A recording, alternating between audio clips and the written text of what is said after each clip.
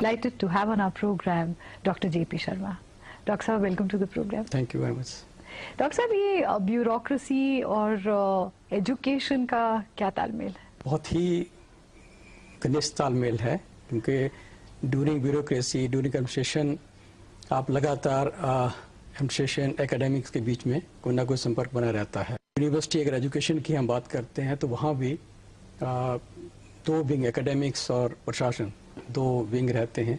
दोनों के बीच में जो तालमेल होता है, वाइस चांसलर का काम वो तालमेल करना है। आप खुद जो इसमें आए, ब्यूरोक्रेसी में आए, आईएएस ऑफिसर बने, आपकी फैमिली में तो कोई और आईएएस ऑफिसर नहीं है? Your father was a businessman. हाँ, जब मैं इंटर में था उसी समय एक मेरा आईएएस में आई कंपटीशन आने का उस समय मेरे साथ जो कुलीग पढ़ रहे थे या दोस्त थे, उसी समय एक टारगेट ले लिया गया था कि मैं आईएएस कंपटीशन में भाग लूंगा। अच्छा, आप अपने पिताजी के साथ बिजनेस में नहीं जाना चाहते थे? वहाँ नहीं जाना चाहते थे। अच्छा। इनफैक्ट बड़े ब्रदर हैं भाई साहब, उनका शुरू से था कि मैं बिजनेस में पिताजी के साथ रहूँगा। और मेरा जब मैं इनफैक्ट हायर सेकेंडरी स्कूल में था उस समय भी जो मेरे टीचर रहे हैं उन्होंने मुझे बहुत इसके लिए इनकरेज किया कि आप हायर एजुकेशन करिए और अच्छे कंपटीशन में भाग लीजिए। तो उसी समय ये हो गया था कि टारगेट ही एक ही कंपटीशन का आईएएस का उस समय मेरे सामने था। जो इस आईएएस ज्वाइन करना एक ड्रीम होती है कई स्टूडेंट्स की, पर वो जो लाइफ है एक आईएएस ऑफिसर की वो बहुत डिफिकल्ट रहती है। बहुत बड़ा आइडियल अप्रोच थिंकिंग रहता है कि अब इसको आईएएस में आने के बाद किस तरह से आप कंट्री के लिए, सोसाइटी के लिए क्या करना चाहते हैं, कैसे एक ड्रीम्स होते हैं कि ये करेंगे। उस समय जो सोसाइटी में आपको कमियां लगती हैं, आप सोचते हैं कि मैं आईएएस में आ जाऊंगा तो मैं सारी दूर करूंगा। बट आईएएस में आने के बाद डेफिनेटली जब आप ज्वाइन करते हैं सर्विस तो प्रॉब्लम आती, कमी आती है, बट फिर भी उस ड्रीम को पूरा करने के लिए भी आपको बहुत अपॉर्चुनिटीज मिलती हैं। आपको कौन कौन सी अपॉर्चुनिटीज मिली? आईएएस सर्विस के सबसे बड़ा जो एक ऐसी सर्विस है जिसमें पूरे कैरियर में आपको कई तरह की जॉब असाइनमेंट मिलेंगे। एक रूरल एरिया में तहसील स्तर पे काम करने का मौका मिलेगा, जिला स्तर पे मिलेगा, प्रदेश स्तर पे मिलेगा, डिफरेंट सेक्टर्स के मिलेगा, एजुकेशन का भी होगा, हेल्थ का भी होगा, इंडस्ट्री का भी होगा। तो इतनी अपॉर्चुनिटी आपको मिलती है। और मेरे पूरे 33-34 साल के कैरियर में भी मुझे लगभग काफ़ी अपॉर्चुनिटी मिली हर सेक्टर में काम करने। और आपको सबसे ज़्यादा जो एक लुत्फ आता है वो किस सेक्टर में आया? जब मैं तहसील स्तर पर एसडीएम लेवल का था, काम किया है, और फिर डिस्ट्रिक्ट मजिस्ट्रेट लेवल पे के जिलों में रहा। वो एक ऐसा फील्ड था जिसमें, जैसे आपने शुरू में कहा कि आईएएस में आने का आपका एक ड्रीम होता है कि क्या क्या करेंगे, तो पब्लिक से आपका सबसे बड़ा इंटरेक्शन। तहसील स्तर पर जब एसडीएम होते हैं, हर तरह की प्रॉब्लम ग्रामीण क्षेत्र से लोग लेके आते हैं। जिला स्तर पर डिस्ट्रिक्ट मजिस्ट्रेट होते हैं तो पूरे जिले के लोग ये समझते हैं कि ये खुदा हैं, आप कोई समस्या लेकर जाएंगे इमीडिएटली आपका समाधान कर देंगे। तो उस समय वो इंटरेक्शन जो पब्लिक के साथ रहता है और आपको बड़ी सेटिस्फेक्शन मिलती है जब उनकी समस्याओं का समाधान करने में आप कामयाबी होते हैं। तो फील्ड वाला वो एक्सपीरियंस बहुत ही अच्छा रहा। बट उसके बाद जो स्टेट स्तर पर या इवन गवर्नमेंट ऑफ इंडिया स्तर पर और भी बहुत ऐसी कई असाइनमेंट मिली जो बहुत ही चैलेंजिंग रही। एक आपकी पोस्टिंग जो हुई या एक असाइनमेंट जो थी वो कुंभ मेले की थी, जिसके लिए आपको अवार्ड भी मिला गया। उस एक्सपीरियंस के बारे में बताइए। हाँ, मैं अपनी जितनी आईएएस की असाइनमेंट रही हैं, सबसे टफ असाइनमेंट कुंभ मेला के असाइनमेंट को ही मानता हूँ। हरिद्वार कुंभ 98 में मुझे जब पोस्टिंग की गई, उस समय मैं कमिश्नर स्तर का अधिकारी था। और कुंभ मेला जैसा आप जानते हैं 12 साल के बाद आता है। और हरिद्वार कुंभ, बाकी 4 जगह जो कुंभ रहते हैं, नासिक है, उज्जैन है, इलाहाबाद है और हरिद्वार है। हरिद्वार थोड़ा डिफ़िकल्ट है इस सेंस में कि एक हर की पौड़ी छोटा सा क्षेत्र है और कुंभ में जितने भी यात्री या लोग आते हैं सभी चाहते हैं कि उसी स्थान पर स्नान किया जाए। इलाहाबाद बड़ा वाइड एरिया है तो वहाँ उतना समस्या नहीं रहती है। तो ये सबसे टफ असाइनमेंट इसलिए भी माना जाता था कि हिस्ट्री में जो हरिद्वार कुंभ का है, 1986 तक की हिस्ट्री जो उस समय जब मैं गया था, तो मैं पढ़ रहा था, हर कुंभ में कोई ना कोई इंसिडेंट हुआ है जिसमें कैजुअलिटीज होती रही हैं। तो वहाँ ऑफिसर्स को जाने में भी लगता था, क्योंकि जब भी कोई कुंभ के बाद दौरान कोई अगर कोई एक्सीडेंट हो जाता था, उसके बाद जुडिशियल इंक्वायरी होती है और वो होता है, अपने आप को भी लगता है कि ये इंसिडेंट हुआ है। बट ये बहुत बड़ा चैलेंज, इसलिए मैं कहता हूँ कि ये सबसे बड़ा इसलिए था कि वहाँ का टफ था असाइनमेंट जब मुझे ये मिला था, इसलिए इसको मैं सबसे बड़ा टफ मानता हूँ। So how did you approach it so that आप जब इस असाइनमेंट पे थे तो इंसिडेंट्स नहीं हुए? हाँ, ये मैं मानता हूँ कि ईश्वर की कृपा है, और बाकी जितना डेडिकेशन डिवोशन मेरे और सभी अधिकारियों ने मिलकर किया था। तो आपका गेम प्लान क्या था कि आपने इसको कैसे अप्रोच किया कि कोई इंसिडेंट ना हो और जो एक एडमिनिस्ट्रेशन है वो बराबर चलती रहे, एक वहाँ पर सिस्टम बना रहे, उसके लिए आपने क्या किया? पूरी इसकी बेसिकली आपको जब कुंभ में असाइनमेंट मिलता है तो लगभग 1 साल आपको मिलता है पूरा कुंभ का अरेंजमेंट करने में, और उस अरेंजमेंट में हजारों आपको छोटे छोटे ब्रिजेस, परमानेंट ब्रिजेस हैं, टेम्परेरी ब्रिजेस हैं, गंगा के ऊपर हैं, एरिया नए डेवलप करने पड़ते हैं जो कुंभ क्षेत्र के आसपास है, जहाँ पर हजारों यात्रियों को ठहराने की व्यवस्था भी होती है। साधु संत अखाड़े जो कुंभ में बड़े एग्रेसिव भी कई बार होते हैं, क्योंकि वो और वो तो सेंसिटिव ईगोस की भी बात भी रहती है। तो उनका सबसे बड़ा प्लान उसको किया गया था कि हम किस तरह से एरिया को वाइड किया जाए, लोगों का मूवमेंट ऐसा रखा जाए कि कंजेशन एक पॉइंट पे ना कम हो। तो उसके लिए वाइड प्लानिंग करके कुछ नए एरिया वाइड किए गए। प्लानिंग इस तरह से की गई कि मूवमेंट लोगों का रहे, एक तरफ से आने का जाने का, किस तरह से उनको अगर ट्रैफिक है तो उसको पूरा कंट्रोल कैसे किया जाए। तो पूरी जो प्लानिंग की गई उसमें नई नई चीज़ें भी कुछ की गई थी, जैसे कि कुछ एरिया, जैसे एरिया कुंभ एरिया जो कुंभ क्षेत्र में कुछ ऐसे एरिया पड़ते थे जो ऑब्स्ट्रक्शन के बीच में आते थे, जिनको किसी कारण से हटाया नहीं जाता था। वो उस समय बहुत ही अच्छा गवर्नमेंट का सपोर्ट रहा और उनको हमने रिमूव कराया। तो इससे एक एरिया मिला हमें। कुछ नए क्षेत्र ऐसे लिए गए जहाँ पे लोगों को बसाने के लिए और पार्किंग के लिए दूर रखा गया, ताकि लोगों को उससे थोड़ा सा मुश्किल हुई मूवमेंट में, लोगों को चलना पड़ा, कुछ थोड़ी देर ज़्यादा किलोमीटर चलना पड़ा।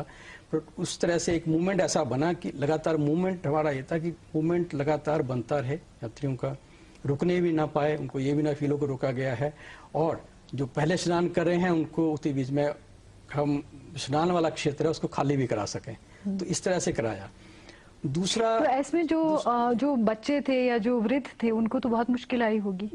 हाँ, ये उस समय वेरियस संस्थाएं भी रहती हैं, हमारे अफसर्स भी रहते हैं उनके लिए कि जब वो मूवमेंट कर रहे हैं तो उनको सपोर्ट भी करते हैं, कैसे उनकी हेल्प भी उनके लिए। पर क्योंकि जैसे मैंने कहा कि वहाँ हरिद्वार कुंभ का हर की पौड़ी ही एक पवित्र स्थान माना जाता है जी।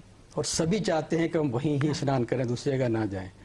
तो वो व्यवस्था मुश्किल रहती है। बट इसमें हमने स्वयंसेवी संस्थाओं को इन्वॉल्व किया गया था, वहाँ कई आश्रम है उनको इन्वॉल्व किया गया था लोगों को गाइड करने के लिए।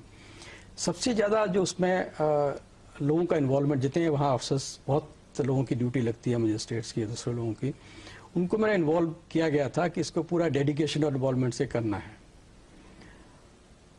क्योंकि रिलीजियस फीलिंग से भी जुड़ा है। तो इसमें स्टार्ट से मैंने किया कि जब भी कोई नया ग्रुप ज्वाइन करते थे, कुंभ की ड्यूटी में लगातार लोग ज्वाइन करते रहते हैं, तो जब भी कोई आता था उस ग्रुप को हर की पौड़ी लेके जाते थे। हर की पौड़ी में स्नान किया और आरती उसके एक जैसे ओथ दिलवाते थे कि हम पूरी डेडिकेशन उससे करेंगे और एक धार्मिक फीलिंग लेते हुए भी इस काम को करेंगे, सरकारी ड्यूटी केवल नहीं मानेंगे। तो उस तरह से वो चीज़ लाएंगे।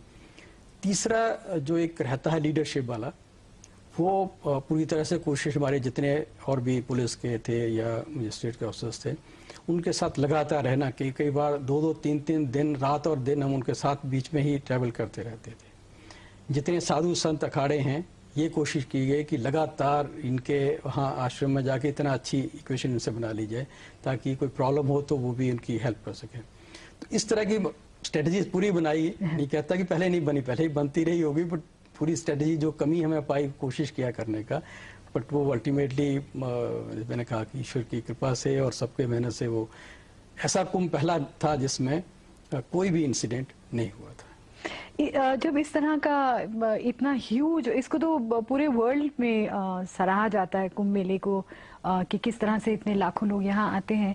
इसमें कई समस्याएं जो बहुत बड़ी हैं, जैसे एक सैनिटेशन की होती है, गंगा प्रदूषण की बहुत बड़ी समस्या होती है, उसको आपने कैसे हैंडल किया? हाँ, ये उस पर रहती है। गंगा प्रदूषण कहाँ से, वो जो छोटे नाले रहते हैं गंगा में नहीं जाएंगे, उनको प्रदूषण बोर्ड के एक डिफरेंट स्कीम उनके लिए थी ताकि उनको ना जाए, उनको रोक के उनका ट्रीटमेंट करते थे, उनको रोका जाता था। जिस एरिया में भी लोगों को बसाने का मैंने किया था, पहली बार 3 और 4 ऐसे बड़े एरिया हमने एयरमार्क किए थे जहाँ पे श्रद्धालुओं को रोकने की व्यवस्था की गई थी। वहाँ सैनिटेशन का अच्छा इंतजाम किया गया था, थोड़ा दूर था पर अच्छा इंतजाम किया गया था। और कुंभ के दिन, एक दिन उस दिन कम से कम 100 मिलियन 10 करोड़ पूरे कुंभ में लोग आए थे, और लगभग 20 मिलियन जो एक मेन कुंभ डे रहता है, 20 मिलियन एक दिन में उन लोगों को डील करना बहुत बड़ा था। विदेशों से जैसे लोग हैरान थे, इनफैक्ट जो फॉरेन के कॉरेस्पोंडेंट प्रेस के रहते थे वो ये पूछते थे कि आपने कैसे लोगों को इनवाइट किया, वो पूछते इनवाइट किया गया। तो हम उनको कहते थे कि हमारे कुंभ में कोई किसी को इनविटेशन नहीं भेजता है, तो गंगा मैया इनवाइट करती हैं। अपने आप लोगों को आता है, हम कहीं अखबार में नहीं देते हैं, ऐड नहीं देते हैं, हमें ये नहीं पता कि कितने लोग आ जाएंगे, अपने आप आते हैं। हम तो व्यवस्था मान के चलते हैं कि जितने आएंगे सभी की व्यवस्था करेंगे। और इस व्यवस्था में खान पीन सब चीज का ध्यान होता है, पूरा फूड डिपार्टमेंट पूरा अलग से वहाँ, इनफैक्ट हर डिपार्टमेंट्स वहाँ अलग करते हैं, ट्रांसपोर्ट का अलग हो जाता है, रेलवे अपना पूरा नई ट्रेन रहता है, रेलवे का अपना पूरा ऑफिस खुलते हैं, और फूड एंड सिविल सप्लाईज का पूरा रहता है। और उसमें जितने हमारे साधु संत, इन लोगों के लिए तो फ्री व्यवस्था करते हैं, पूरा खाना फ्री देते हैं, पूरी व्यवस्था रहती, कोई कमी नहीं रहती। इनफैक्ट छोटी चीज़ें हैं जहाँ बिजली नहीं है, केरोसिन ऑयल तक उन लोगों को प्रोवाइड करते हैं। साधु संतों के साथ तो वैसे भी बहुत सेंसिटिवली उनको हैंडल करना पड़ता है, क्योंकि हम अक्सर देखते हैं कि कौन पहले स्नान करेगा उसी पे काफ़ी टेंशन हो जाती है। हर में रहती हैं, और इस कुंभ में भी इस तरह की टेंशन रही। इनफैक्ट यहाँ 13 अखाड़े हैं, हाँ। टोटल हिस्टोरिकली उसमें है, इनका रिकॉर्डेड है, और हर अखाड़े के लिए हिस्टोरिकली कुछ टाइम फिक्स रहता है, इतनी देर वो हर की पौड़ी पे स्नान करेंगे। बट बहुत मुश्किल होता है उनको कि उसी समय में स्नान करने के बाद साधु संत को बाहर निकालना। जब एक बार पानी में साधु लोग घुस जाते हैं, सपोजिंग उनके लिए किसी एक अखाड़े के लिए हमने 10 मिनट रखे हैं या 15 मिनट, ज़्यादा नहीं देते हैं, क्योंकि सभी अखाड़े स्नान करना होता है, पब्लिक को भी करना है, जो फिक्स टाइम है उसमें नहीं निकलते हैं। और अगला अखाड़ा पहले से ही प्रेशर डालता है कि 10 मिनट में नहीं उखड़ेंगे तो हम कूद जाएंगे। और कुछ हिस्टोरिकली ऐसा इनका रहता है कि अगर एक अखाड़ा दूसरे अखाड़े के साथ अंदर घुस गया तो उसमें झगड़ा शुरू हो जाता है। अच्छा। और उस समय जब स्नान करते हैं तो इनके पास जो इनके वेपन्स, तलवार और दूसरी चीज़ें रहती हैं वो इनको अलाउड रहती हैं, वो भी रहती हैं, तो इसलिए झगड़ा हो जाता है, बड़ा मुश्किल रहता है। तो इसलिए मैंने जब कहा कि इनसे साथ बहुत अच्छी इक्वेशन वो बनाना का, उसका हमें फ़ायदा हुआ, क्योंकि मेन कुंभ स्नान से पहले एक छोटा स्नान रहता है, उसमें इसी तरह की बात आई थी। तो एक अखाड़े ने कहा कि हम ज़्यादा समय लेंगे या नहीं निकलेंगे, तो उसके लिए 2 तरीके, एक तो हमने उनके जो मेन संत थे कितनी उनसे जो पर्सनल इक्वेशन बना रखी थी उसका फ़ायदा उठाया। दूसरा, हम प्लेन क्लोज में हमारे पुलिस के डाइवर्स, दूसरे लोग जो गोताखोर रहते थे पानी में, उनको भी बीच में रखते थे पानी में, कि जब टाइम हो जाए तो जो नहीं निकलता था उनको साधु को उठा के कोशिश करते थे कि हम उनको बाहर निकालें। वो तो बहुत मुश्किल काम है, ताकि बहुत मुश्किल रहता था, क्योंकि वो सारे तलवार वाले उनके पास रहते थे, और क्योंकि उससे पहले ही दूसरा अखाड़ा एज पे तैयार रहता था पानी में कूदने के लिए, तो बड़ा डिफिकल्ट सिचुएशन रहती थी। उसको सोचते हुए बिल्कुल लगता है कि कैसे आपने कर लिया, कैसे मैनेज होता है। इस असाइनमेंट को लेने में ऑफिसर्स घबराते हैं, नहीं जाते हैं, और उसके बाद अचीवमेंट इसलिए लगता है कि स्टेट गवर्नमेंट ने स्पेशल अवार्ड इसके लिए दिया गया था, एंड वेल डिजर्व्ड अवार्ड। इस वक्त छोटा सा ब्रेक लेते हैं, उसके बाद बातचीत जारी रखेंगे। Welcome back. हमारे आज के मेहमान हैं डॉक्टर JP शर्मा, जो फॉर्मर ब्यूरोक्रेट हैं, and now he is the vice chancellor of the Gautam Buddha university. Doctor साहब, एडमिनिस्ट्रेशन से बिजनेस एडमिनिस्ट्रेशन की तरफ आपका ध्यान कैसे गया? एकेडमिक्स में मेरा इंटरेस्ट शुरू से ही रहा है। आईएएस में आने के बाद थोड़ी देर मैंने टीचिंग भी किया, पंजाब यूनिवर्सिटी चंडीगढ़ से मैंने मैथमेटिक्स किया था, फिर आईएएस में आ गया। आईएएस में रहते बहुत अपॉर्चुनिटी मिलती हैं डिफरेंट यूनिवर्सिटी में, ट्रेनिंग के फॉर्म में या कुछ तरह जाने का, जिसमें मलेशियन यूनिवर्सिटी में, ऑस्ट्रेलियन यूनिवर्सिटी में, यूके की यूनिवर्सिटी ससेक्स यूनिवर्सिटी में भी जाने का मौका मिला और हार्वर्ड में भी जाने का मौका मिला। वहाँ ट्रेनिंग मिली थी, तो एकेडमिक का इंटरेस्ट मेरा बीच बीच में बना रहा आईएएस में भी, पढ़ने का भी। और इसी बीच में जैसे एमबीए मैंने किया आईएएस में रहते हुए, और फिर पढ़ने के शौक में ही मुझे पीएचडी मैंने ज्वाइन की, और पीएचडी भी मैंने इसी बीच में जब आईएएस में था उसमें पूरी पीएचडी भी की, तो मेरा इंटरेस्ट बना रहा लगातार। लेकिन ये जो एकेडमिक्स के साथ आपको एक जुड़ाव रहा है, उसकी वजह से आप गौतम बुद्ध यूनिवर्सिटी आपने ज्वाइन किया एज वाइस चांसलर। पीएचडी मेरे थी, सभी क्वालिफिकेशन भी थी, और जब मुझे अपॉर्चुनिटी मिली कि गौतम बुद्ध यूनिवर्सिटी के वाइस चांसलर वाला मुझे सिलेक्ट हुआ, काफ़ी एक एडवर्टाइजमेंट के थ्रू था, काफ़ी लोगों ने अप्लाई किया था, तो मुझे इसलिए खुशी हुई कि एक अच्छी अपॉर्चुनिटी है और मेरा इंटरेस्ट भी इसमें है। तो 2014 में मैंने ज्वाइन किया गौतम यूनिवर्सिटी। यूनिवर्सिटी का फर्स्ट कोर्स 2008 में हुआ था, the first course that it started. University के बारे में हमें थोड़ा बताइए। हाँ, ये गौतम बुद्ध यूनिवर्सिटी उत्तर प्रदेश गवर्नमेंट की यूनिवर्सिटी है, fully funded by government of UP. 2008 में एक कोर्स एमबीए का कोर्स यहाँ स्टार्ट हुआ था, बाकी कोर्सेज इसके 2010-11 से शुरू हुए हैं। ये यूनिवर्सिटी ग्रेटर नोएडा में गौतम बुद्ध डिस्ट्रिक्ट्स में स्थापित है। कौन कौन से कोर्सेज हैं?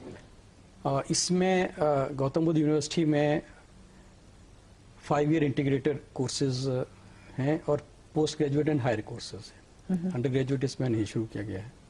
इसमें 8 स्कूल हैं, जिसमें स्कूल ऑफ मैनेजमेंट, इसमें मैनेजमेंट के सभी कोर्सेज हैं। School of engineering and school of ICT, ये 2 इंजीनियरिंग से रिलेटेड हैं। इंजीनियरिंग के this is 5 year integrated courses, और पोस्ट ग्रेजुएट एमटेक और बाकी कोर्सेज में चलाते हैं। School of biotechnology, 5 year integrated courses हमारा चलता है। School of humanities and social sciences, humanity से सभी सब्जेक्ट इसमें हैं। स्कूल ऑफ अप्लाइड साइंसेज का है, इसमें सभी अप्लाइड के सब्जेक्ट्स हैं। School of law, justice and governance है, लॉ के भी हमारे कोर्सेज में हैं। और एक स्कूल हमारा स्कूल ऑफ बुद्ध स्टडीज है, वो इंडिपेंडेंट स्कूल है। जो उसकी स्पेशलिटी है, यूनिवर्सिटी की स्पेशलिटी है, यूनिवर्सिटी का नाम गौतम बुद्ध यूनिवर्सिटी के नाम पे है, और इसके सभी कोर्सेज बहुत ही पॉपुलर हैं, पर गौतम बुद्ध यूनिवर्सिटी का इंडिपेंडेंट पूरा स्कूल है। और कैसा है, जिसमें लगभग 150 के आसपास फॉरेनर स्टूडेंट्स भी हैं, वो काफ़ी कंट्री से, for Buddhist studies, Buddhist studies के लिए जी। और इसमें पाली लिटरेचर, टिबेटन, हर तरह के सब्जेक्ट्स हैं। इसमें एक तो 5 ईयर इंटीग्रेटेड कोर्सेज है जी, बुद्धिस्ट स्टडीज का, उसके बाद बुद्धिस्ट का बी और एमए कोर्सेज है, और उसकी एमफिल बुद्धिस्ट स्टडीज में, और पीएचडी बुद्धिस्ट, पूरे कोर्स हर तरह का उसमें।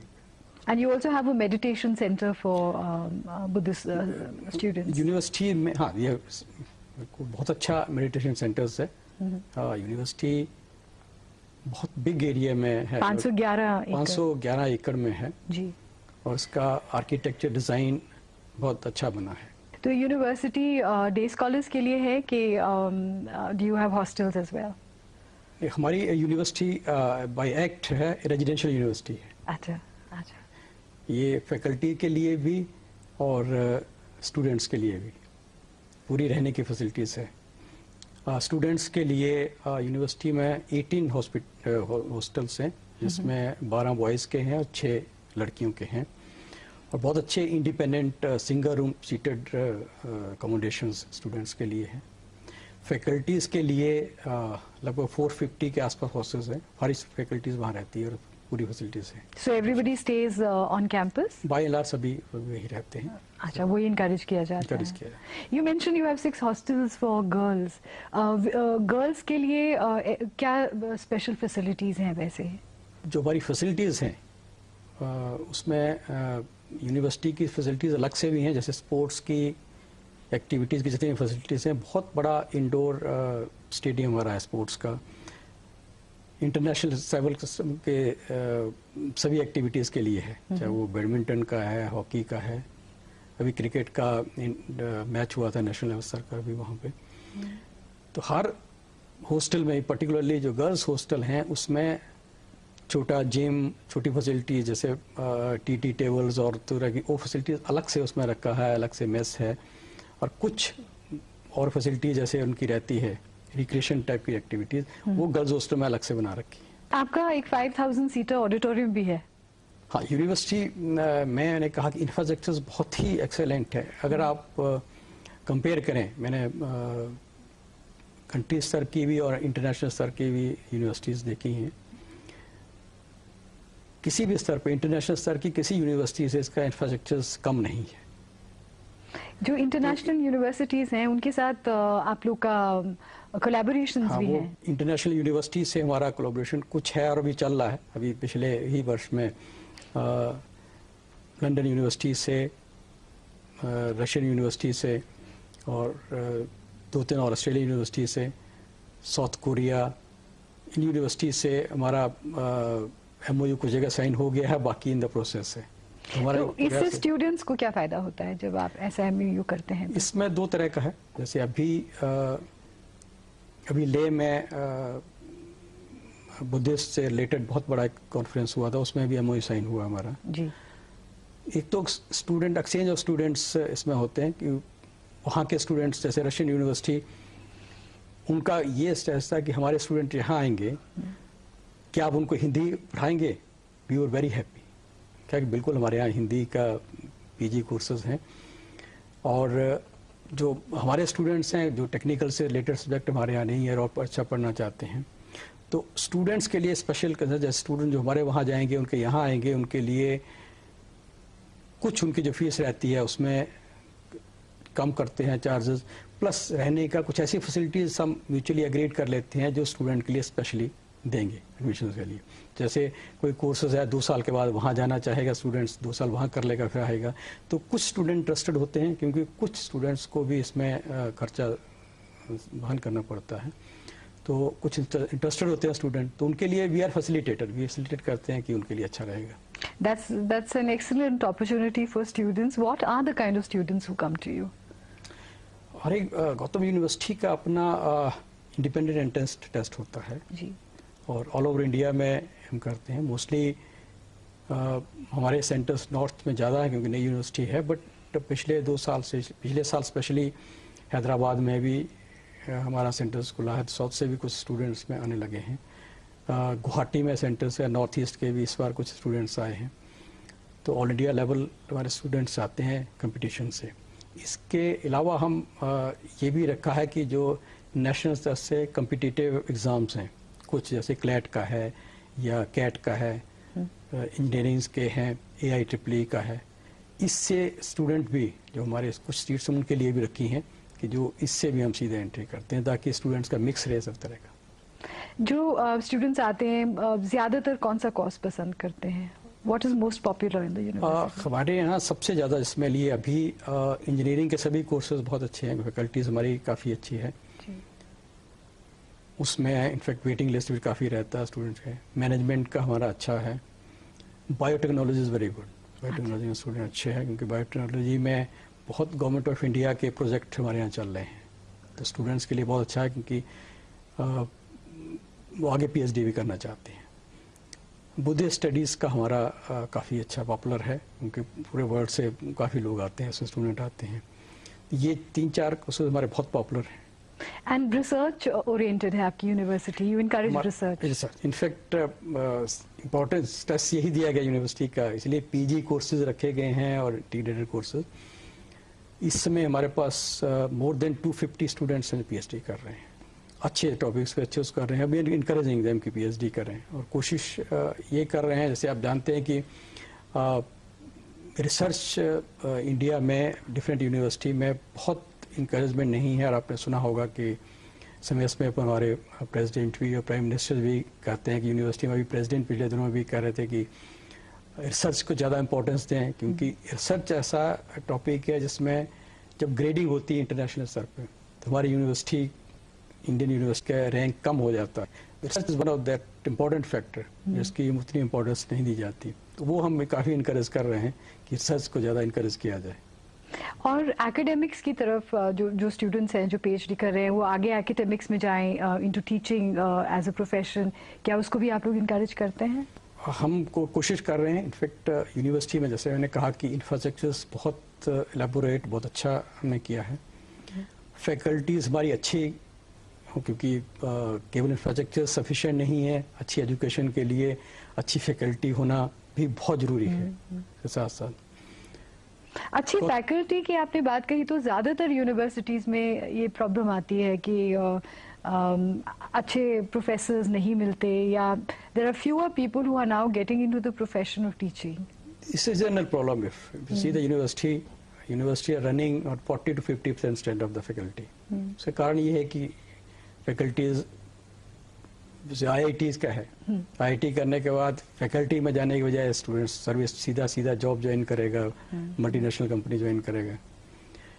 उसके लिए एक तो हमने फैकल्टीज के लिए जो हमने पे स्केल रखा है, I think Gautam Buddha university ही ऐसी यूनिवर्सिटी है जिसके पे स्केल बाकी सभी यूनिवर्सिटीज़ के पे स्केल से हायर है। अच्छा, हमारे जो इनिशियल पे स्केल है वो IIT और IIM के बराबर हमने रखा है। फर्स्ट ग्रेड जो असिस्टेंट प्रोफेसर ज्वाइन करता है वो किसी और यूनिवर्सिटी में नहीं, उनके एक स्टेप हायर पे रखा गया है। अच्छा। ताकि अच्छी फैकल्टी अट्रैक्ट हो। एंट्री लेवल पे हमारे यहाँ जो मिनिमम क्वालिफिकेशन रखी गई है PhD है, PhD से नीचे किसी का नहीं है, और मिनिमम 3 इयर्स एक्सपीरियंस रखा गया है। तो कोशिश ये है कि अच्छा स्केल हम दें, अच्छा ग्रेड दें, ताकि अच्छी फैकल्टीज आए। हमारा प्रयास है अभी, इनफैक्ट अभी कोशिश की जा रही है और रिक्रूटमेंट करने की भी अच्छी फैकल्टीज़ का। तो मुझे उम्मीद है कि ये इंसेंटिव देने के बाद तो बाकी जगह से भी और हमारी जो PhD करने के बाद यहाँ फैकल्टीज़ को एक अट्रैक्शन मिलेगी हमारी यूनिवर्सिटी ज्वाइन करने। किसी भी अच्छी यूनिवर्सिटी के लिए ये जो बैलेंस बनाना होता है कि जो फैकल्टी मेंबर्स हैं they are well paid but the students don't have to pay much fee, ये बैलेंस कैसे आप लोग मेंटेन करते हैं? क्योंकि Gautam Buddha university UP government की यूनिवर्सिटी है, फीस बहुत हाई नहीं रखी if you compare with the private institutions. अच्छी फीस मिनिमम बहुत ज़्यादा नहीं रखी गई है, क्योंकि इस यूनिवर्सिटी को स्थापित करने का यूपी गवर्नमेंट में एक ये भी उद्देश्य था कि जो उस तरह के स्टूडेंट्स हैं जो जिनको अपॉर्चुनिटी पहले नहीं मिली है, ड्रॉन स्टूडेंट या उस तरह से रहे हैं, उनके लिए हम एक अपॉर्चुनिटी दें। इसके लिए जैसे स्टूडेंट्स के लिए फीस गवर्नमेंट द्वारा दी जाती है जी, तो उनके इनकरेजमेंट हो गया। हॉस्टल्स कुछ जो यूनिवर्सिटी के बाहर भी को रहते हैं या दूसरी जगह करते हैं, हॉस्टल्स ऑलमोस्ट फ्री उनके लिए रखा जाता है। और ये हमारा प्रयास ये है कि हम इस बार इनफैक्ट पिछले साल से भी इस बार थोड़े कुछ सब्जेक्ट्स में फीस थोड़ा कम किया है, ताकि वो स्टूडेंट जो अफोर्ड नहीं कर सकते हैं वो भी यहाँ आए। एक यूनिवर्सिटी जैसे IIMs हैं, IITs हैं, यहाँ से स्टूडेंट जब ग्रेजुएट होता है तो ऑटोमेटिकली ये मान लिया जाता है कि उसकी प्लेसमेंट अच्छी जगह हो जाएगी। तो क्या being affiliated with UP university, does that have that same kind of Prestige? Gautam Buddha university का हमारा प्लेसमेंट में जो एफर्ट्स हमारे ये हैं कि अच्छा प्लेसमेंट हो यूनिवर्सिटी का, और इस साल अच्छे रिजल्ट्स भी रहे हैं। इनफैक्ट हमारा जो प्रयास ये है कि अच्छी फैकल्टी के साथ साथ प्रयास ये किया गया कि जो करिकुलम हमारे हैं वो अप टू डेट हों, अच्छे वाले हों, जो पूरे ऑल ओवर द वर्ल्ड अच्छे हैं, उन्हीं को ही हम इनकॉर्पोरेट करें। पेडागोगी हमारी मेथड ऑफ टीचिंग अच्छी हो, उसमें किया जाए। उसके साथ ये प्रयास किया गया कि हम इंडस्ट्री के साथ इंटरेक्शन यहाँ शुरू किया पिछले साल से। अच्छा, और इंडस्ट्री की क्या रिक्वायरमेंट है, सोसाइटी की क्या रिक्वायरमेंट है, उसी हिसाब से कुछ सिलेबस में चेंजेस भी किया है। पिछले 1 साल में जब से मैं किया है इसको 2-3 नए इनोवेशन किए हैं।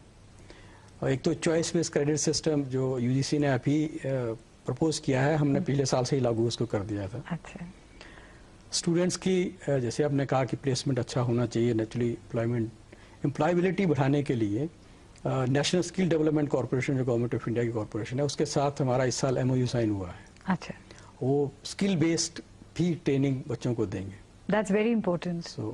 और उनका MOU में है कि वो कोशिश करेंगे कि सबको प्लेसमेंट भी दिलाएं। तो उनको हम उनमें उनके अंदर बच्चों को कवर कर रहे हैं। प्लेसमेंट में डिफरेंट इंडस्ट्रीज का इंटरेक्शन समय समय पे बुलाते हैं, उससे प्रयास कर रहे हैं, क्योंकि नई यूनिवर्सिटी है। मुझे लगता है कि आने वाले 2-4 साल में इसका प्लेसमेंट का स्टैंडर्ड बहुत अच्छा हो जाएगा, जो हमने इनोवेशन इसमें शुरू किए। Well, I do hope so. आपने पिछले साल जब से आप आए हैं, आपने कुछ नए कोर्सेज भी शुरू किए हैं। हाँ, नए कोर्सेज का भी प्रयास किया जा रहा है। नए इनफैक्ट ऑप्शंस का काफ़ी दिया, जैसे इंजीनियरिंग में डिफरेंट तरह के बच्चों के लिए एमटेक में डिफरेंट कोर्सेज के हैं, वो इंट्रोड्यूस कर रहे हैं। मैनेजमेंट में भी हमने कहा कि नए कोर्सेज उस पर, चाहे होटल मैनेजमेंट का दूसरे किए जाएँ। LLB में भी नए कोर्सेज का, बायोटेक्नोलॉजी में भी जो नए फील्ड आ रहे हैं बेसिकली रिसर्च के, उनको इंट्रोड्यूस करने का किया जा रहा है। और बिजनेस मैनेजमेंट में सेंटर्स ऑफ एक्सीलेंस भी आपने सेंटर ऑफ एक्सीलेंस भी शुरू किया है। उसके अंतर्गत क्या क्या है? इसी सेंटर ऑफ बिजनेस, हमारा बिजनेस जो स्कूल ऑफ मैनेजमेंट है, इसमें शुरू से ही बहुत एक पॉपुलर भी रहा है। इसमें डिफरेंट तरह का जो मेथड ऑफ टीचिंग है, पेडागोगी है, जो इंटरनेशनल लेवल पे कराई जाती है, case study method, different lectures और वो करा के बच्चों को मौका दिया जाता है कि पूरी इस तरह से उसी टेक्नोलॉजी से पढ़ें जो इंटरनेशनल लेवल पे, ताकि वो कम्पिटिटिव लेवल पे आगे आएँ।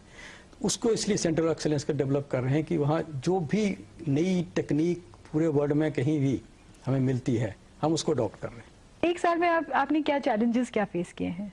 नई यूनिवर्सिटी कहा कि इसके बहुत रहता, जैसे पिछले 1 साल में ही अभी बच्चों के लिए हॉस्टल्स का जो काफ़ी एक्टिव कंस्ट्रक्शन एक्टिविटी चल रही थी, वो चैलेंज था कि हम पूरी करें। हॉस्टल्स हमारे बच्चों के लिए जो पूरे होने थे इस साल पूरे कराए गए।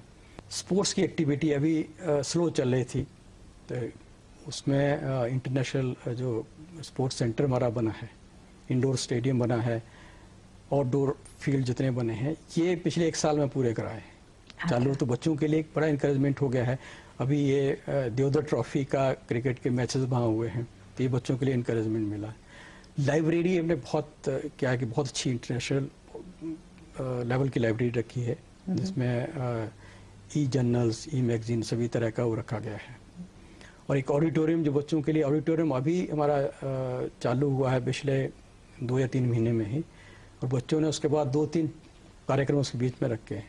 तो ये बच्चों के लिए ऐसी, स्टूडेंट्स की ऐसी फैसिलिटीज़ हैं जिससे उनका ऑल ओवर डेवलपमेंट होगा, और टैलेंट्स, चाहे वो आर्ट से रिलेटेड है, कल्चर से रिलेटेड है। और थिएटर पे भी काफी जोर दिया जा रहा है, दृश्यम वो हमारा उसमें, इसीलिए मैंने कहा ये ऑडिटोरियम बना बच्चों के लिए, पूरा साल में पूरी एक्टिविटी वो करते हैं, इनका एक्टिविटी इवेंट्स फिक्स रहते हैं, तो उस ऑडिटोरियम से बच्चों को और इनकरेजमेंट मिला है। आप क्योंकि जिस तरह के बैकग्राउंड से आए हैं, आपके लिए from administration as an IAS officer to administration of the university, how different is it? Overall system, atmosphere is different, and work culture. See, administration में you have a different set of rules and regulations. You work under those things, and you have a total subordinate setup of officers who work in that system. So this is a set kind of systems. As a vice chancellor of university, you have academic setup where you have teaching faculties, teachers, you have students working there, and you have administrative setup also. True. To control these things. There's always some conflict between the administration and the academics sectors. This is a key challenge, how to coordinate the activities between the administration, academics. Are you enjoying it? I think, yeah, in fact, much more than the IAS, in the sense that there was only administrative. So sometimes you feel that you could have a different kind of approach, dealing with the law and order, other kind. Here I feel, though, I am dealing with a student, so you go back to your student life. You think, okay, I'm dealing with a student, so let me deal in a different way. And now I'm dealing with the teaching faculties, so literate, and I don't have to deal. See, it's a different class. Then administration, other things, you deal in a different way. So in every situation and every setup function, you have to change your strategy and work. So I'm really very happy and enjoying this. And it's still challenging क्योंकि एक नई university है, तो you're growing with the university. It's challenging still because there is a shortage of faculty which is there, still their rules regulations are being framed up, new students, they naturally they set up this new atmosphere coming from all over. Administrative setup is not very experienced. There are also some new. Faculty is also new in the sense they have not much experience in other university. Directly came to this university. So उनको motivate करना है, उनको guide करने की जिम्मेदारी in fact keep discussing with them various issues regularly with the faculties also. So that my experience or administration यहाँ अच्छा एक बिल्कुल यूजफुल हो रहा है. And your experience as a teacher वो भी तो बहुत काम आता होगा. वो भी रहा टीचिंग, उसका टीचिंग का भी इनफैक्ट जो समय समय पर डिफरेंट यूनिवर्सिटी में टीचिंग का मिला वो बहुत यूजफुल हो रहा है इसमें. आपको with such a challenging job free time तो कम मिलता होगा, बट जो मिलता है उसमें आप क्या करना पसंद करते हैं? बहुत कम. इनफैक्ट कोई ऐसा चांस रहा कि आईएएस की सर्विस में भी मेरी असाइनमेंट ऐसे रही कि कोई ऐसी असाइनमेंट मैं नहीं पॉइंट आउट कर सकता जिसमें मुझे समय मिल जाता हो फ्री. लेट रात के 9, 10, 11 बजे तक एक्टिविटी रही. गवर्नमेंट ऑफ इंडिया में भी मैं रहा एडिशनल सेक्रेटरी. तो गवर्नमेंट ऑफ इंडिया उसमें भी मैं बीच में नॉर्थ ईस्टर्न स्टेट्स का काम देख रहा था, तो उसमें भी बहुत चैलेंजिंग रहता था. बट जब भी मौका मिलता है, मैं पहले भी जब सर्विस में आईएएस में भी था और यहाँ आने पे पहले सर्विस में था, उसमें जब बच्चे छोटे थे कोशिश मेरा क्या फैमिली में समय बिताया जाए, क्योंकि बहुत कम मिलता था. कभी कभी हफ्ते में केवल एक आधे दिन मिलता था, तो उनके साथ बिताने का. पढ़ने का मेरा शायद कुछ बुक्स और इस तरह की चीज़ें जब मौका वो पढ़ लूँ. और वाइफ या बच्चों के साथ जब भी मौका मिले मूवी देखने का, तो इस तरह का जब भी मिलता हो तो मूवीज देखने का शौक है. किस तरह की मूवीज देखते हैं? कोई भी जब भी कोई मूवी लगती कोशिश किया जाती जब भी टाइम मिले तो मूवी देखा जाए, थोड़ा डिफरेंट चेंज हो जाए. अच्छा, जब इस तरह की एक जॉब होती है जिसमें आप सुबह से लेकर रात के 10 बजे तक काम करते हैं, या जैसे आप ये मेले के कुंभ मेले में लगे हुए थे, तो कई दिन घर नहीं जाना होता था, तो ऐसे में फैमिली पे क्या असर पड़ता है? ये सर्विस में आईएएस में ये एक सिचुएशन प्रॉब्लम तो रहती है, क्योंकि बहुत कम समय दे पाते हैं और बच्चों के लिए स्पेशली कम रहता है, तो सेक्रीफाइस वाइफ करेगी या उसमें रहता है. पर सफ़र काफ़ी करते हैं बच्चे. इनफैक्ट मेरे पूरे टेन्योर में I think I must having more than 30 transfers. 30 transfers? 30 to 30 years. So that's one transfer almost every year. Yeah, in fact, even sometimes because when I was in government of India, वहाँ tenure fix रहता है, तो वहाँ नहीं था. तो UP में कई बार ऐसा होगा कि 3 महीने 6 महीने वाले ट्रांसफर्स होंगे. तो every time going to the different place, children going to the different school, उनके लिए मुश्किल होता है सेट करने. तो ये फैमिली भी सफ़र करती है इसी सिचुएशन में. अगर एक साल में 3 बार बच्चों ने स्कूल बदला है, तो उनके लिए एडजस्ट करना रहता है. फैमिली के लिए एडजस्ट करना डिफरेंट, तो वो रहता है situations that you have to bear with it. जो बाकी चैलेंजेस आते हैं एक ब्यूरोक्रेट की लाइफ में, उनमें जिनके बारे में हम अक्सर अखबारों में पढ़ते हैं, जो ब्यूरोक्रेसी और पॉलिटी है उनके बीच का जो डिफरेंस होता है, तो उसको आप कैसे संभालते थे? वो day to day regular feature रहता ही है, क्योंकि डीलिंग आप जिस असाइनमेंट में पोस्ट पे रहते हैं, पॉलिटिकल हेड रहते हैं, उसमें डिस्ट्रिक्ट में रहते हैं, उसमें भी डिस्ट्रिक्ट लेवल पे जो भी पॉलिटिशियन होते हैं, क्योंकि दोनों के जो एंड ऑब्जेक्ट होते हैं वो अलग अलग होते हैं. डीलिंग में मेरा एक्सपीरियंस दोनों तरह का है, मिक्स रहा है. बहुत अच्छा एक्सपीरियंस भी रहा है, जिसमें जब आप डील करते हैं पॉलिटिशियंस को, कई ब्यूरोक्रेट की जिम्मेदारी है कि पूरे फैक्ट्स, पूरी सिचुएशन उनके सामने रखने का. किसी भी सिचुएशन, इवेंट्स, प्रोग्राम के लिए क्या हो सकता है, क्या प्रोसीजर कैसा होना चाहिए. बहुत सिचुएशन ऐसी रही हैं जिसमें आपने सजेस्ट किया, बताया है ये होना चाहिए, तो जो पॉलिटिकल हेड रहे हैं वो एग्री भी किए हैं, तो कोई इसमें समस्या नहीं आती. इनफैक्ट उनका भी डिसएग्री करते हैं तब गड़बड़ होती है. डिसएग्री वाली सिचुएशन भी आती है, तो उसमें उसको स्ट्रेटेजिकली, डिप्लोमेटिकली आप कई बार इम्प्लीमेंट कर लेते हैं, और कई बार पॉसिबल नहीं भी हो पाता है. उसके लिए जैसे मैंने कहा कि I was always prepared for transfer. There would have been a lot of disagreement on many issues. कई इशू, हाँ कई, जिसमें आपको लगता है कि ये this is not as per rules regulation या पब्लिक इंटरेस्ट में नहीं है। ऐसा नहीं, कुछ ऐसी सिचुएशन कई बार आती हैं जिसमें लगता है कि ये ठीक नहीं, ऐसा होना चाहिए नहीं है, या उसमें पब्लिक इंटरेस्ट में नहीं है, या रूल्स परमिट नहीं करते। तो पब्लिक इंटरेस्ट में तो पॉलिटिशियन भी, उनका इंटरेस्ट तो पब्लिक का रहता है, चाहे इंटरप्रिटेशन डिफरेंट हो, बट कई बार रूल्स रेगुलेशन परमिट नहीं करते हैं। उस सिचुएशन में फिर मुश्किल हो जाता है। इन सब सिचुएशंस में एक और जो बहुत बड़ा सवाल होता है वो इंटेग्रिटी का आ जाता है, तो उसको आपने कैसे हैंडल किया? और मैंने कहा कि अगर ये होता, बड़ा पोलाइटली आप रिफ्यूज कर सकते हैं कि ये पॉसिबल है या नहीं है। ये मैंने कहा कि ऐसी सिचुएशन आने पे ही कई बार ऐसा हुआ है कि उसके बाद ट्रांसफर अगले दिन हो गया है। ऐसी सिचुएशन भी कई बार आई हैं। आपको रिग्रेट्स क्या रहे फिर? कोई रिग्रेट नहीं रहा इसमें। इनफैक्ट मुझे ऐसी मौके मिले, अपॉर्चुनिटी मिली, जैसे मैंने कहा कि एक कुंभ मेला का बहुत बड़ा चैलेंज वाला रहा मेरे असाइनमेंट। एक डिफरेंट सेक्टर्स में काम करने का, रूरल एरिया में मिला है, एजुकेशन में, हेल्थ में बहुत काम किया, जिसमें पल्स पोलियो वाला अभियान चलते थे, रेडिकेशन वाला बहुत काम किया है उसमें भी। वर्ल्ड बैंक के इंटरनेशनल प्रोजेक्ट करने का भी मिला है। कोई रिग्रेट मैं नहीं कह सकता, और ये तो पार्ट ऑफ गेम है। अगर आपका ट्रांसफ़र हुआ, नहीं हुआ, और सफ़र किया, दिन भर रात काम किया, वो नहीं है। मैं कमिश्नर फैज़ाबाद डिवीज़न था, जिसमें अयोध्या का इशू आता है। कमिश्नर फैज़ाबाद अयोध्या का जो डिस्प्यूटेड एरिया जिसमें रहता है, उसको कोर्ट की तरफ से रिसीवर कमिश्नर होते हैं। अच्छा। तो उसको भी डील करने का मौका मिला है, हैंडल करने का, किस तरह से करते हैं। तो मैं नहीं कह सकता, मुझे तो बहुत खुशी, कोई रिग्रेट मैं नहीं कह सकता कि मुझे पूरी सर्विस में कोई ऐसा रहा हो। और सबसे ज़्यादा खुशी किस मौके पे मिली? जब भी, इनफैक्ट इतनी असाइनमेंट है, जब भी कोई आप प्रोग्राम लॉन्च करते हैं, कोई इशू को सॉल्व करते हैं, और ख़ास करके जब वो पब्लिक के इंटरेस्ट का है, या उसके वो का है, बेनिफिट का है, या डेवलपमेंट रिलेटेड एरिया है, खास करके जो रूरल एरिया डेवलपमेंट से रिलेटेड कोई इशू होते थे, उसमें कामयाबी मिलती थी, तो रियली बहुत।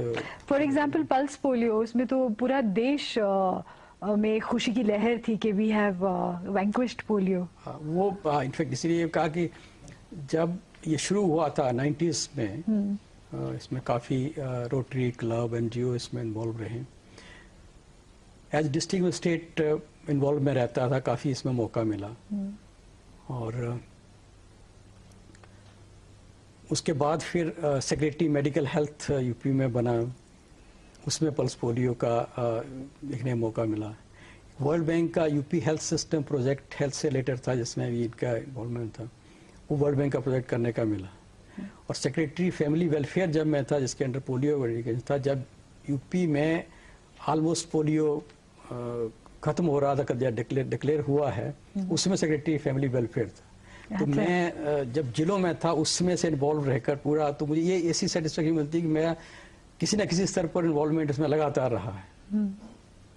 जब इस तरह के प्रोजेक्ट से आप इन्वॉल्व होते हैं जो इतने सक्सेसफुल होते हैं, तो उनसे जब आपको आगे बढ़ना होता है, is it easy to leave it behind? ये इनफैक्ट सर्विस पाने के बाद देख लेते हैं आपका, in fact immediately you go to the next step, and you next day within a day you start functioning the different organisation, different तरह का। जैसे वर्ल्ड बैंक का प्रोजेक्ट था, वो बीच में ही मुझे कहीं, in fact different assignment, I think जब मैं इस प्रोजेक्ट को कर रहा था, तो बहुत इंटरेस्टेड, कोई नहीं छोड़ना चाहता, बहुत अच्छा भी था, हेल्थ से रिलेटेड था। उस समय अयोध्या में कुछ प्रॉब्लम इशू आ गए थे गवर्नमेंट्स उसमें, और कन्फ्लिक्ट उसमें थे, तो गवर्नमेंट ने मुझे कमिश्नर फैज़ाबाद भेज दिया गया था। तो आपको लगता है कि नहीं हो सकता, वो चैलेंजिंग थी, और मुझे अभी भी है कि वो इतनी चैलेंजिंग थी उस समय कि पूरी कंट्री से कांग्रेगेशन उस समय अयोध्या इकट्ठा हो रहा था, और इतना टेंस सिचुएशन थी। और मुझे जब ये डेट फिक्स थी वहाँ कांग्रेगेशन में, नहीं तो उससे 20 दिन पहले भेजा गया था। अच्छा, hardly any time but we could succeed that, कि पूरा कंट्रोल किया और कोई इंसिडेंट नहीं हुआ। तो आप भूल जाते पिछला, ठीक है, क्योंकि वो दूसरा ऑफिसर कोई ना कोई उसको टेकअप करेगा, अच्छा है। बट जब आप पूरा कंक्लूजन तक, अप टू द एंड तक ले आते हैं, तब छोड़ना तो अच्छा लगता है, पर कई बार बीच में भी छोड़ना पड़ता है, सिचुएशन आ जाती है। तो जब कंप्लीट हो जाता है तो उसकी सेटिस्फैक्शन कब आती है? जैसे मैंने कहा पल्स पोलियो वाला बहुत सेटिस्फैक्शन, उनके बहुत मेरे अफसोस और भी कुलीग होंगे, डीएम एसडीएम कुछ देखा होगा, उसके लेवल स्टेट लेवल का हेड होता है, वो भी जब खत्म हुआ तो उसमें स्टेट लेवल हेड पहुंच गया था मैं, वो ज़्यादा अच्छा लगता है। आपने फील्ड में भी किया और उस स्टेज पे अगर फिर आपको मौका मिला करने का, वो ज़्यादा अच्छा है। तो जब कोई प्रोजेक्ट ऐसे बीच में छूट जाता है या आपने कंप्लीट तो किया बट उसके बियॉन्ड वो नहीं जा रहा है, तो ऐसे में now that you look back, आपको रिग्रेट होता है किसी का? हाँ, नहीं, कुछ प्रोग्राम ऐसे हैं जिसमें उस तरह का नहीं चला, आगे प्रोग्राम बंद हो गया या उस तरह से नहीं चल पाया, कई ऐसे उसमें रहते हैं। और as vice chancellor what do you look forward to? मैं एक विज़न लेकर चला हूँ इस यूनिवर्सिटी के लिए। ये विज़न मेरा है कि Gautam Buddha university international level की एक इंस्टीट्यूट बने, जिसमें